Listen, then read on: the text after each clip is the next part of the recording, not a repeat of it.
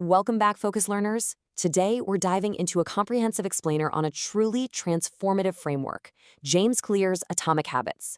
Now, if you've ever found yourself riding this massive wave of New Year's motivation only to completely crash back into your old routines like a week later, yeah, this one is absolutely for you. We're going to unpack this incredibly powerful shift from relying on fleeting, exhausting motivation to building reliable, mechanical systems that literally do the heavy lifting for you. So, here is our game plan for today. We'll start by talking about why you should forget goals and build systems, then move into the identity-based habit shift, break down the 4 laws of change, figure out how to break your bad habits, explore the plateau of latent potential, and wrap it all up with a highly practical 7-day implementation plan. Let's jump right in. All right, Section 1, forget goals, build systems. We have to start by busting a massive self-help myth here. We live in this heavily goal-oriented culture, but here's the brutal truth about that. Obsessing over goals basically creates a state of continuous failure until that one brief, fleeting moment of success. A system, on the other hand, a system lets you win every single day. Look at it this way. If your goal is to save $10,000, your system is automatically transferring $50 every week. The system is where the actual growth happens. And when we focus on systems, we aren't looking for these dramatic overnight transformations. The real magic number is just 1%. Getting exactly 1% better every day might feel completely useless in the moment, but it compounds into massive results over time. It's kind of like an airplane flying from Los Angeles to New York. If the pilot adjusts the nose of the plane just a few degrees south, you wouldn't even feel it sitting in the cabin. But over the course of that whole journey, you're going to end up in Washington, D.C. instead of New York.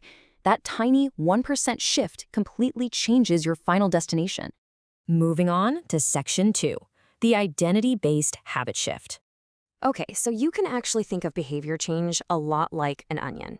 The outer layer, well, that's your outcomes. Losing weight, writing a book. The middle layer is your processes. Going to the gym, sitting down at your desk. But the innermost layer, the absolute core, is your identity. That's your beliefs and your self-image. Now, the problem is that most people do this completely backward.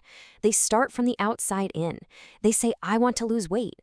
But for true sustainable habits to actually stick, they have to take root in that deepest layer. You have to start by telling yourself, I am the type of person who doesn't miss workouts. As James Clear perfectly puts it, every action is a vote for the person you're becoming. Because you can't just magically convince yourself you're a brand new person overnight, right? You have to actually prove it to yourself with small wins. So if you want to become a reader, you don't need to force yourself to finish a whole book in a day. You literally just need to read one paragraph. That single paragraph is a tiny mechanical vote for your new identity. And when those votes pile up, your self-image changes completely organically. Which brings us to Section 3, the 4 laws of change. So every single habit you have right now, whether it's good or bad, follows this exact 4-step neurological feedback loop. First, there's a cue that triggers your brain. Then comes the craving. That's the motivational force behind it. Next is the response, which is the actual habit you perform. And finally, the reward, the end goal that satisfies that craving. Now, once you understand this loop, it is a total game changer. You can actively hijack this exact neurological sequence to build quite literally any good behavior you want. And the crucial point here is how the 4 laws manipulate that habit loop to just completely obliterate friction. To tackle the cue, you make it obvious by designing your environment, like literally leaving your running shoes right in front of the door so you trip over them. To tackle the craving, you make it attractive through habit stacking, say reviewing your flashcards immediately after you pour your morning coffee. To ensure the response actually happens, you make it easy, using the 2-minute rule, stripping the habit down to its absolute easiest version. And finally, for the reward, you make it satisfying with really simple visual tracking. You do these 4 things, and performing your new habit becomes nearly inevitable. Let's actually drill down into making a habit attractive, using a really cool technique called temptation bundling. This is brilliant because it bridges the gap between things with delayed benefits and things that give us immediate dopamine. You just pair a need with a want. For example, you only allow yourself to listen to your absolute favorite true crime podcast while you're out for a 20-minute walk. Now, the strict exclusivity is the secret sauce here. By bringing that immediate enjoyment forward to the exact moment you perform the chore, your brain literally starts craving the walk. Now for the flip side. Section 4, breaking your bad habits. The beautiful thing is, we can break bad habits simply by inverting those exact same 4 laws. Make it invisible, get the junk food totally out of the house, or put your phone in another room to kill your screen time. Make it unattractive by really focusing on the hidden costs. Make it difficult by injecting massive amounts of friction. Like if you want to stop watching so much TV, literally unplug it and take the batteries out of the remote after every single use.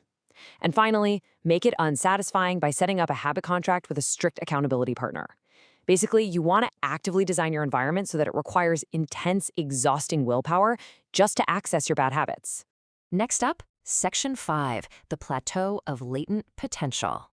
Okay, we have all been there, right? You go to the gym for 7 days straight, you eat perfectly, you step on the scale, and you see absolutely zero physical changes. None. The frustration is immense, and honestly, you just want to give up entirely. You feel like all that effort was for nothing, simply because we humans expect progress to be this nice, neat, linear thing. But real progress, it just doesn't work like that. To really understand why you shouldn't quit, think about a melting ice cube sitting in a freezing cold room. You heat the room from 25 degrees to 26 to 30 up to 31. Visibly, nothing happens to that ice cube. But the moment it hits 32 degrees, it suddenly melts. Your prior work wasn't wasted at all. It was actually just being stored up for that phase transition. The big breakthrough always happens after a long period of completely invisible progress. And that gap between what you expect to happen and what actually happens is called the plateau of latent potential. It is a true valley of disappointment. Surviving this valley means leaning purely on your mechanical systems instead of your motivation. True professionals stick to the schedule even when the novelty wears off and the boredom sets in. In fact, they fall in love with the boredom because they trust that their energy is being stored for a massive future breakthrough. Finally, let's bring it all together. Section 6, your 7-day implementation plan. All right, here is your highly actionable plan. Day 1, decide exactly who you want to be, not what you want to achieve, but who you are. Day 2, pick one single habit for that identity and shrink it way down using the 2-minute rule. Day 3, design your physical environment to make the cues super obvious. Day 4, stack this tiny habit onto an existing daily routine you already do. And Day 7, temptation bundle it with something you already love doing. And Day 7, give yourself an immediate, satisfying visual reward, like checking off a big X on a calendar. Remember, the goal here is absolutely not perfection. It's simply laying down a mechanical system that makes growth incredibly easy and failure practically impossible. So, I want to leave you with a pretty provocative question. Knowing everything we just covered in this explainer about the sheer math of 1% improvements, the unbelievable power of identity, and the 4 laws, what is the one small, 2-minute vote you are going to cast today? Don't wait for motivation to strike. It's unreliable. Redesign your environment, shrink the habit, and start building your system right now. Thank you so much for joining us today, Focus Learners. Get out there and cast your vote.